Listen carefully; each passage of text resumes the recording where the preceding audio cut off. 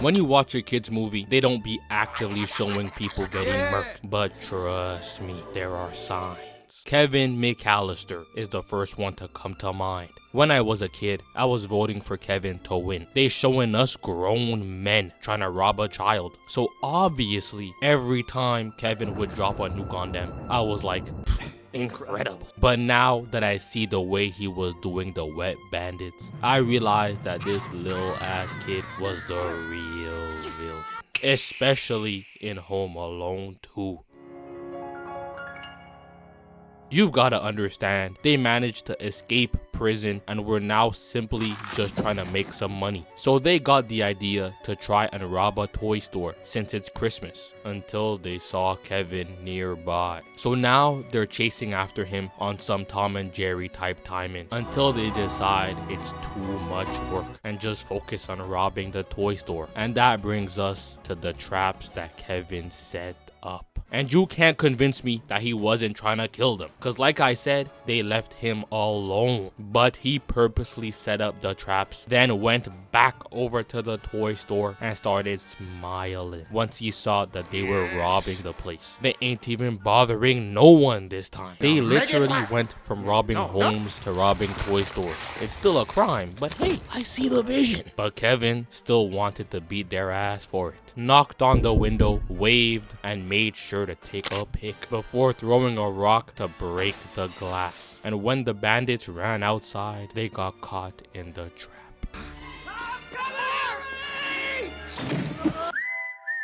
You can't tell me he ain't try to send them down below. Only reason they still alive is cause the writers were in the booth bullshitting. Man couldn't even speak. He was talking about some hi. What did you say, nigga? Hopefully that CTE ain't contagious. They chase him all the way back to the house, and Kevin was on the rooftop looking down at them. Lil man on the sidewalk wanted to have a simple conversation though. Yo, Lil man, what's up? Me bamba. Oh no, that CTE really hidden. I thought he was speaking that lorem ipsum. He don't know what's going on. Kevin was tired of hearing him speak, so the nigga took up a brick. He said nah, he can't speak, and took up a murder weapon and threw that bait on one of their heads. He talking about some yes when bro is laid out. I'm telling you, the plot armor is the only thing saving them. Cause they even dared bro to throw another one, and what if I told you he even threw down a third one? He went 3 for 3. They were like, man, he don't got no more bricks. We good now. Until the one on the ground saw that Kevin reloaded. He started talking that bullshit too. It's okay, bro. Kevin was so proficient at what he does, the bricks weren't even the worst part. He kicked down the door, and before he could even take a second to celebrate being able to actually enter the house, a whole bunch of tools just fell on his head. You've got to think, if the wet bandits were really just normal people, man, Kevin's kill count would be outrageous. Just look! This one was covered in paint now, and you're thinking, aight, it can't get any worse than this. But the camera pans, and Kevin is there. He wanted to witness this murder firsthand. He flicked the switch, and the bandit got electrocuted so crazy. I was like, oh, he getting treated good.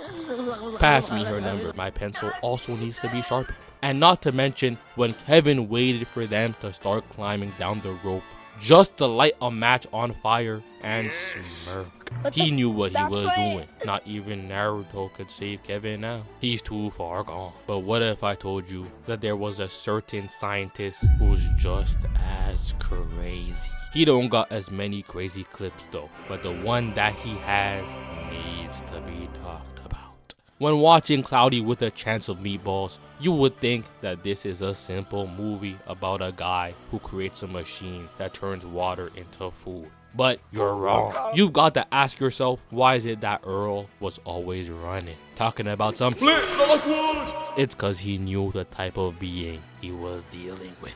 Even when Flint was just a little kid, he created the spray-on shoes. And ever since that day, he ain't never take them bitches off. He ain't even try to find a solution to possibly take them off. He just has his sweaty feet constantly covered up. He's a psychopath, bro. Wipe him off the map, please. Even his own dad was worried about his behavior. Flint, son, don't you think it's time to go get a job? You know that J-O-B. Who you talking to? Oh, nah. He's gotta flip them sardine Big Macs now. Son, just get a job for now. But if this don't work out, I can still be a SoundCloud rapper. Here, please, listen to this song. Kablow, kaboom. Rest in peace, my granny, she got hit by a bazooka. It's fire, right? I ain't gonna lie, we gotta get this nigga his props.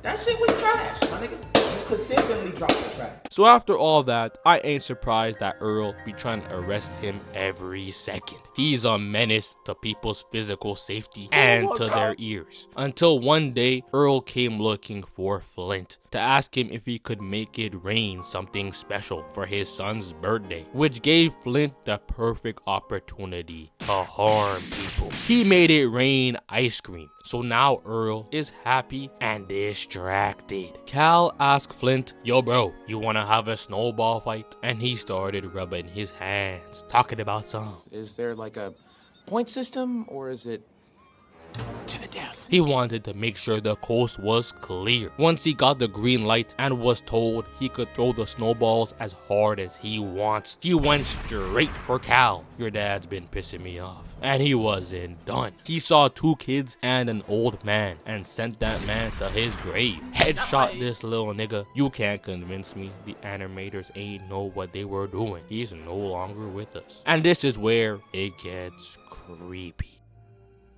The haunting of Flint Lockwood. He entered the house and was already eyeing down the father, staring into his soul. He knew exactly where he would be and told him to stop reading. We don't do that performative stuff around here. Put the book down, bro. And he was ecstatic.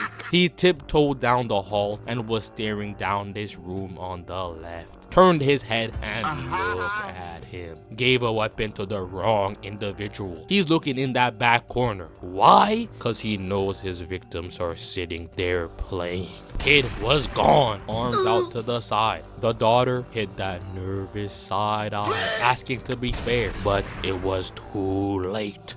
You're done. He turned around, realizing the mom was still home, and made sure to pack her up too. They nah slick. The next one we gotta talk about is Toy Story 3. Lotso was pure evil. They were trying to escape from the daycare and go back home, but Lotso ain't let that shit slide. Y'all niggas ain't going nowhere. And once he saw the garbage truck coming up the road, he gave them a choice. Either they kiss the ring or they get dumped with the garbage. But once he disrespected his own minion, that's when he went too far and got thrown into the dumpster. But he wasn't going down easy. He grabbed onto Woody and dragged him down. So the whole team ended up in the dump truck, and the entire time from that point on, they were just trying to survive. Make it back home to Andy. At one point, they even saw Lotso, who was stuck under a whole bunch of trash, and they went over to save him. So you're thinking, hey, this is a wholesome ending. Yo guys, I think I see daylight. We're home. Until they quickly realized that it wasn't daylight. It was an incinerator. They were all trying to run for their lives and even helped Lotso get the chance to climb up the ladder.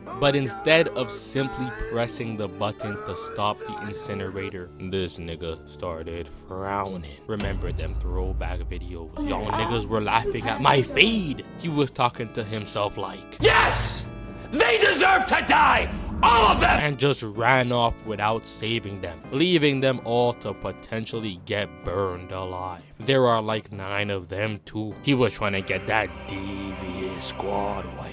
Once I saw that smirk, I knew. He wanted to tell his Build-A-Bear grandkids the story of how he got rid of the 9 toys who disrespected him. Needed that dad lore. Finally, we have Frollo from the Hunchback of Notre Dame. This movie literally starts off with him chasing down a woman, taking her baby and kicking her onto the stairs. And his kill count was already at 1. We're not even 4 minutes into the movie and he's already killed someone. He even looked at the baby and was like, oh shit, and was ready to drop the baby down the well until someone passed by and told him that it was wrong. He can't just be going around killing gypsies, bro, and that he should raise the child as his own. He looked back at the kid and was like, fine, but he has to live with you at the church, and his name will be Quasimodo. And Frollo proceeded to lock Quasimodo in the bell tower of the church and forbade him from ever going outside. Like, for real though, like,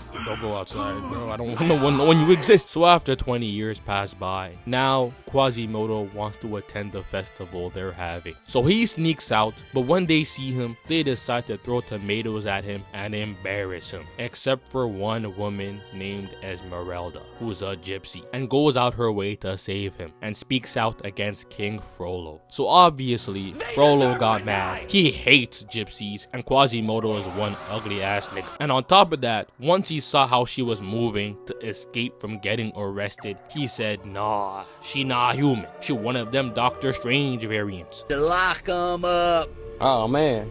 Lock 'em up. Only problem was though, she went ahead and hid in the church, and when he found her, she claimed sanctuary, so she was safe as long as she stayed in the church. But Frollo just pretended to leave and hid behind a pillar before sneaking behind and grabbing her, talking freaky. You so fine. And once she told him to kick rocks, he decided to kill half the population of Paris. Me bamba. What? You said I'm an ugly ass nigga. You get him, boom!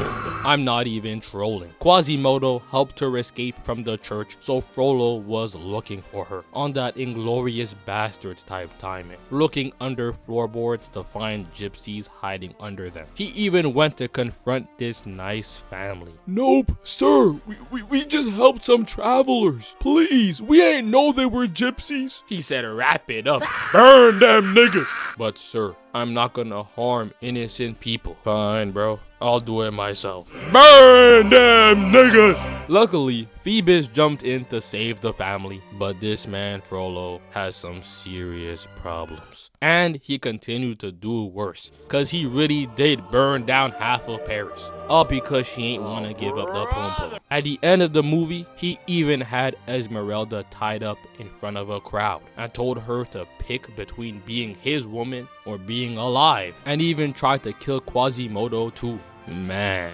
he was wicked.